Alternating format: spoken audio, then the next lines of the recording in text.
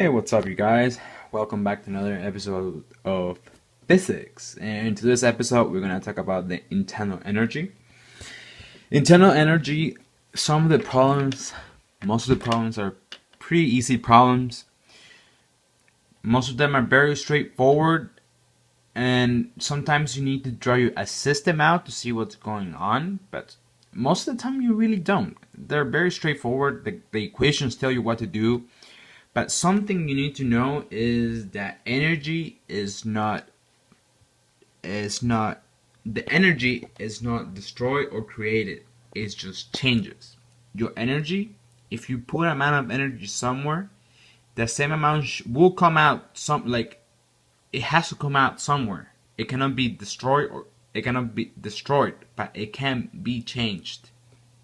So let's go here our problem. We're gonna do a conservation of energy problem, and right here we have it. We have this block of a mass of 8 kilograms, and it's being placed right here, and we have a spring that's contracted at 0.6 meters, and this spring is going to launch our block at a force of a spring constant of 200 newtons per meters up to this hill, and this hill does not have any friction. It's made of I think it's made of ice. Probably it's made out of ice. I don't know, maybe. And we have the distance between the initial distance from my block to the very beginning of the ramp is 10 meters. And the questions ask, what's the height? What's the height the block goes? What's the maximum height? Where does the block go?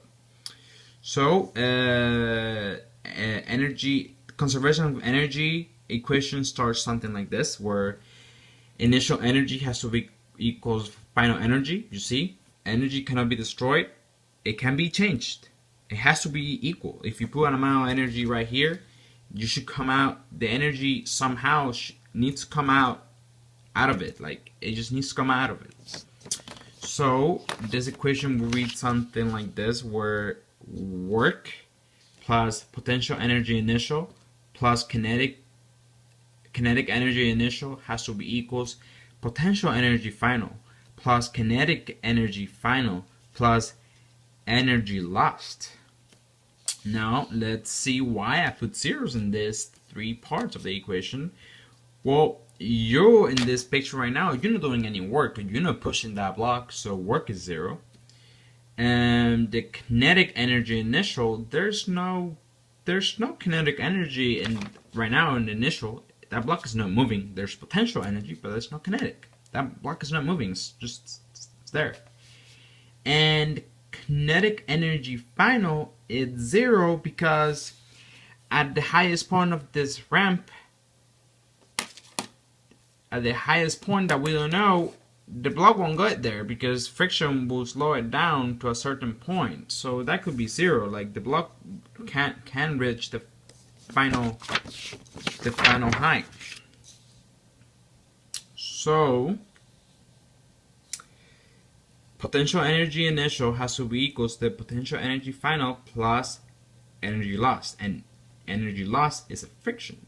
So if I put the potential energy initial of the spring, it will be half times spring constant times how much it contracted, has to be equals mass, gravity, height plus frictional force and distance. We multiply distance because you need to know how much the block traveled, and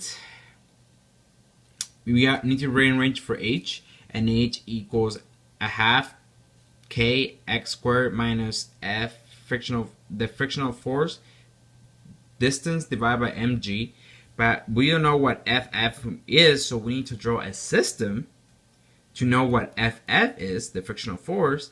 And by drawing my system, I know that the block is pushing up on earth, and earth is pushing down on that block, and a frictional force is acting on that block too. So I know that m, mass, gravity, and my frictional force is it's acting on my block. So I know that this has to be equals a half kx squared minus mg the frictional constant distance mg, and if I plug in all my numbers, I get on the top 380 minus 82.3, and we know by this part we know that our block traveled somewhere up in that ramp, because if this was bigger than this, then the distance here, this will be a negative number, meaning the block didn't travel anywhere, like it just didn't travel anywhere. So if I do the math there, I get 5.3 centimeters that my block traveled up this ramp. Thank you.